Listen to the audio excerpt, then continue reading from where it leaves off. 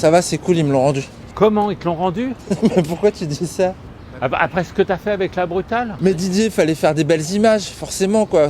Fallait que ça envoie un peu, puis on était sur route fermée. Ah non, c'est pas possible. Ils ont été trop gentils avec toi. Alors le permis, je vais te le prendre. Ah tu Didier, fais pas ça. vois. Et puis, je vais te donner un petit truc pour que tu te remettes en condition, que tu t'assagisses un petit peu. Alors c'est électrique, Ouais, ça a 3 roues, et puis ok. t'as pas besoin de permis. Voilà. C'est quoi ton truc? Bah c'est ça. Tu vois? Ah ouais, Et c'est un équivalent 50, donc t'as pas besoin de ton permis. d'accord Didier.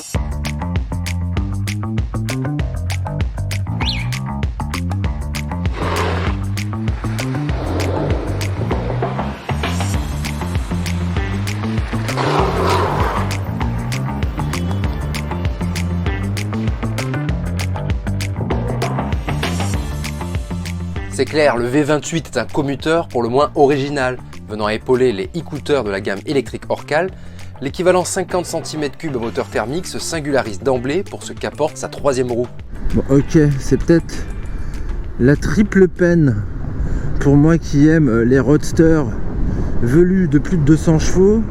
Mais en fait, cet engin, il n'est pas destiné aux mecs comme moi, cet engin, il est destiné aux enfants à partir de 14 ans, titulaires du permis AM, l'ancien BSR, ou à ceux qui cherchent une petite solution de mobilité typée 50 cm3 à moteur thermique avec un peu plus de stabilité conférée par le train avant. Et franchement, ceux qui cherchent ça seront pas déçus par ce V28. Alors V28, j'ai du mal avec cette appellation, ils auraient quand même dû trouver autre chose. Ça fait un petit peu commande de plat asiatique. Au-delà de cette appellation, on trouve quand même un engin qui est rassurant, c'est vrai. Il est hyper bien posé sur le bitume. Il est facile à prendre à basse vitesse. On tournicote comme on veut. Et ce qui rassure, comme ici, c'est hop, le freinage. Alors on est obligé de poser pied à terre quand on arrive, c'est pas comme sur un MP3. On a énormément de grip avec les 3 pneus qui sont en contact au sol. On a du mordant avec les 3 disques de frein. Le frein avant, quand on l'emploie seul, il est assez progressif. Ça bloque pas. En revanche, on peut bloquer de l'arrière, bien qu'on ait un freinage couplé. Freinage d'urgence. Oh là là, ça freine bien, ça reste bien en ligne, c'est bien stable. Oh, regardez, je suis le roi de la ville. Je suis le roi de la ville. Hop, hop, je tourne à gauche. C'est très vif. Et puis quand on arrive sur l'angle maxi, on se sent posé dessus. Et ça, c'est bien aussi. Ce train avant, c'est une petite techno maison brevetée qu'ils ont appelée MLS.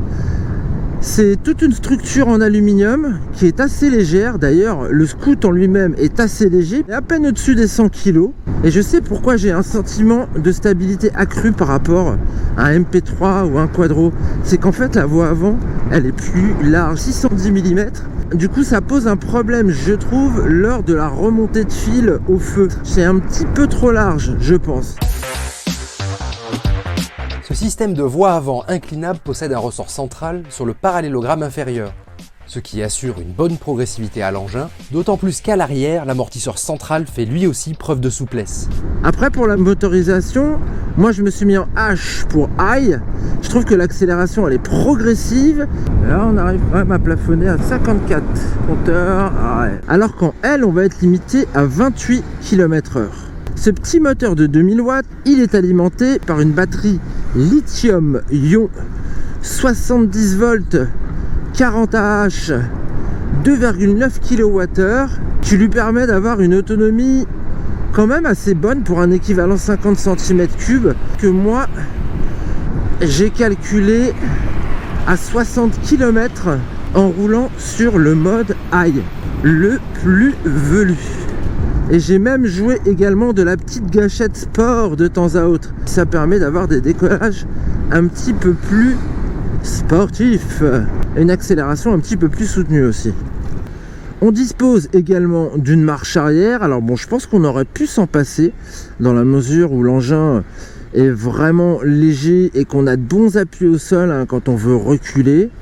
Et après, ce scoot il rend également pléthore de services avec son plancher plat, son accroche-sac, disposé justement sur le capitonnage de la colonne de direction. On parlera pas de tablier, hein, tant il est light et épuré à ce niveau-là à l'avant. Alors, est-ce que j'échangerais ma moto contre cette petite chose? Non, en revanche, on peut se poser la question pour les minots en particulier, qui sont pas plus en sécurité là-dessus. C'est sûr qu'ils vont préférer au niveau du look leur SR50, mais si c'est papa et maman qui choisissent, faut bien avouer que le V28 il a quand même quelques arguments en termes de sécurité et de tarifs également, bien pour les jeunes. Et peut-être que si vous rajoutez un petit panier devant, ce sera bien aussi pour les beaucoup moins jeunes. On a compris la joke, mais le V28 est beaucoup trop véloce pour les retraités américains. En revanche, avec ses aspects pratiques et son accessibilité, il pourrait séduire la jante féminine en particulier. Maintenant, pour revenir sur la question du tarif, c'est peut-être en effet un dernier argument en sa faveur. Il est affiché 3 590 € et comme c'est un 2 kW éligible au bonus national de 720 €, il coûte seulement 2 870 €, le prix d'un 50 thermique d'origine japonaise. Vivement l'année prochaine pour découvrir une version équivalente 125 cm3.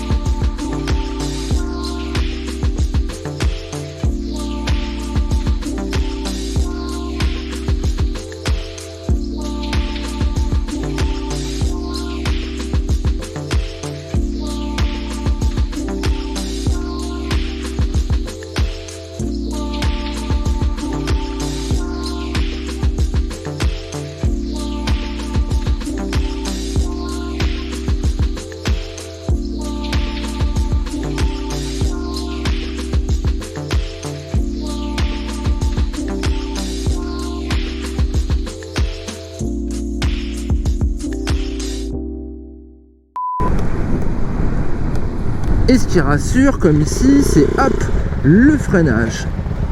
Ce qui est relou, c'est que je t'entends du coup sur la vidéo.